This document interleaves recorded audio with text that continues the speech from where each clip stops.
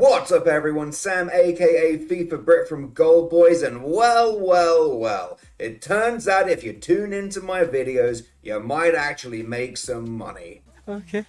But before we recap Tuesday's action and get into the Wednesday Premier League slate, I want to say a special thank you to the sponsor of this video, Sleeper Picks. Don't forget you can use code GOLDBOYS to get a deposit match of up to $500. Anyway, it was a pretty good day, you know. If you tailed the Isak, Dominic Calvert-Lewin and Mooney's first half shots plays, Dominic Calvert-Lewin voided because he didn't play in the first half. He subbed on later and scored a penalty. I think that's his first goal in since October or November, which is wild. But you cashed with a slightly reduced payout. You probably made about 1.7 units. Subtract the half unit from the Bet Rivers play, you made over a unit, around 1.2 units. That's called profit, baby, and we love profit in the sports gambling business. So yeah, that was a pretty good Tuesday, all in all. But we're not here to talk about Tuesday anymore. As much as I would love to go on bragging about how brilliant I am, we're here to talk about Wednesday's slate. And we've got some pretty interesting matches here. The odds aren't brilliant, but these games are very important for the title race. So without further ado, let's dive right in. The first game I want to talk about is Arsenal against Luton. Now, I'm going to say this probably for every single game here, but lineups are very, very important. These are midweek Premier League fixtures. There will be other games played this weekend, and both Arsenal and Man City play in the Champions League next week. So in the space of about a week, we're going to be playing 3 games. My guess is, even though every game is important in a title race, Arsenal will probably rotate their lineup a little bit, considering they're playing Brighton on the weekend and Bayern next week. This is the time to get some rest for the starters, bring them back for Brighton, which will be most likely a harder test than Luton, and then make sure that everyone is fit and ready to go for Tuesday when they play Bayern. So, lineups are very important. Is Saka going to start? Probably. I don't remember the last time he didn't, but if he doesn't, there could be potential value elsewhere. Now, that being said, the value across the board on this game is pretty shit. The Arsenal team total line is 3.5, which is very high. Very, very high. I almost thought about taking the under, but it's minus 170, and we are very capable of hanging 4 or 5 or even 6 goals on a team.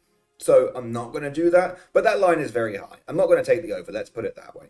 Saka first half shots, a good look if he's starting, because if he does start, my guess is he'll come off at half time. But he's around minus 140 to minus 150 for 2 first half shots. That's pretty juiced. If you want to pair it with someone else, maybe we can work something out, but I'm not willing to bet before we get lineups, even on the first half shots market, where it doesn't matter if a player starts or not. I want to capitalize on the value at the time when lineups come out.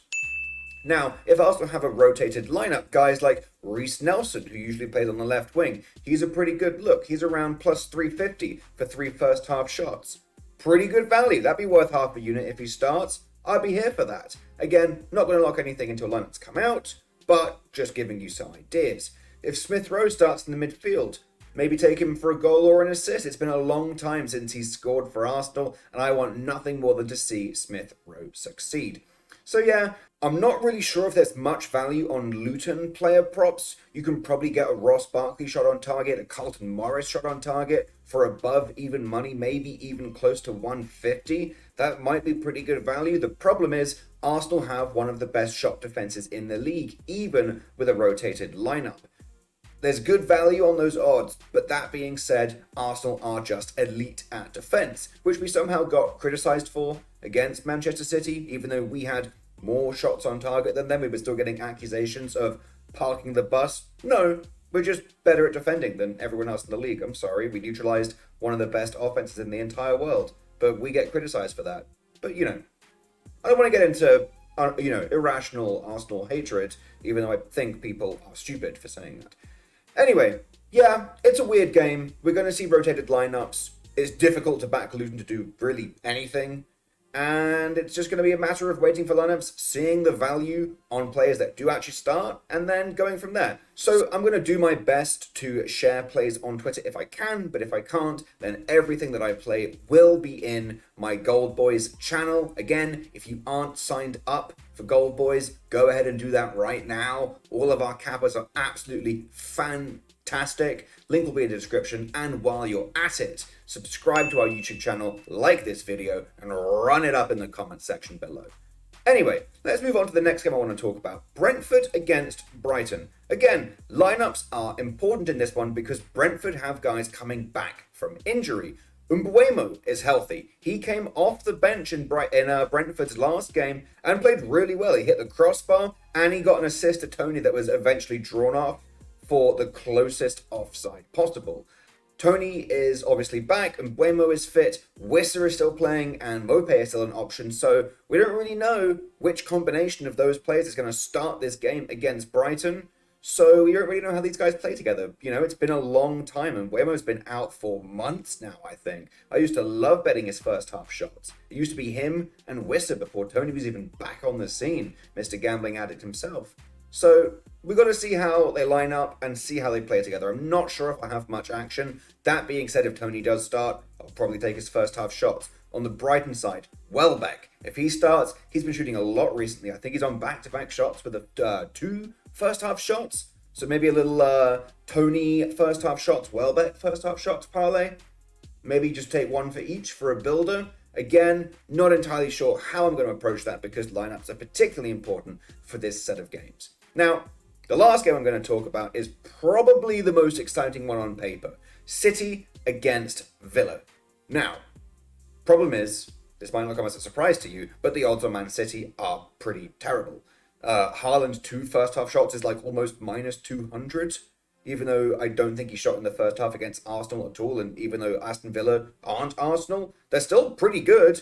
You know, they're pushing for a top 4 spot, which is way overachieving their expectations for this season, and they actually beat City earlier in the year. That being said, it was being played at Villa Park, but Aston Villa are the only other team apart from Arsenal to hold City to no goals in a game. They won 1-0 if I recall correctly, which is nothing to frown about. That being said, this game is at the Etihad. City play so much better at home, and it's a title race. I have a strong feeling they're going to go out guns blazing. So maybe we want to look at a City shot on target ladder if the value is there. Most likely it's not. But if it is, I may lock that in. However, I do think there's potential value on the Aston Villa side, particularly Ollie Watkins. Ollie Watkins, his prop for 2 shots, not 2 shots in the first half, which he's usually about even money for. This is just 2 shots in the entire game, is currently minus 145 on FanDuel. That's an implied hit rate of around 59%, and Ollie has taken 2 shots in the whole game in 28 out of 40 of his starts, which is a 70% hit rate. So there is pretty good value on minus 145 on FanDuel. Here's the problem. I can't find him listed on any other book. At the time of recording, he's not listed on DraftKings and he's not listed on BetRivers, both of which would void a shot prop if the player isn't starting. So I want to lock this in on FanDuel, but the fact that he's not listed anywhere else has me potentially concerned that there's some injury news I may have missed. There's potentially that, there's just potential that he might not start. That's weird to me. So if he does start, I will probably take his 2 shots for the whole game at minus 145 on FanDuel. Or if someone lists a prop better than those odds, I'll take it there, provided they void non-starters. Alternatively, you could get him to take a single first half shot if you're worried he might get subbed early. That's around minus 155, just to take a single shot in the first half. The entire Aston Villa offense runs through Ollie Watkins. All it takes is one decent cross just to get his head on it, and that's a shot right there. These are all very nice value props. I don't think there's much value anywhere else, just because Ollie Watkins is the focal point. But if Ollie doesn't start, and we're looking at maybe Duran, the Colombian striker, starting up there, Bailey on the wing, or even Moussa Diaby up front, then we could start playing around with some different combos. There'll be value on them, because Ollie is expected to start, And so the odds all reflect on those players how likely are they to shoot if Ollie is playing. So if Ollie's not playing, then the whole point is capitalizing on those players and getting their value before it comes down when it accounts for Ollie being out. So that's a long way of saying we need to wait for lineups, which I've been saying this whole time.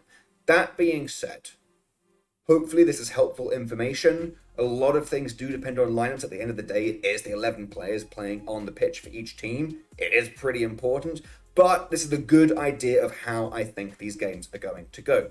So yeah, those are the 3 games we have going on tomorrow. Should be pretty exciting games. Arsenal should hopefully run up the score. Hopefully there's some nice value on player props if they rotate the lineup. City Villa could be a closely fought battle, or it could end up being a really fun shootout where City score 3 or 4 and Villa get 1, maybe 2 themselves.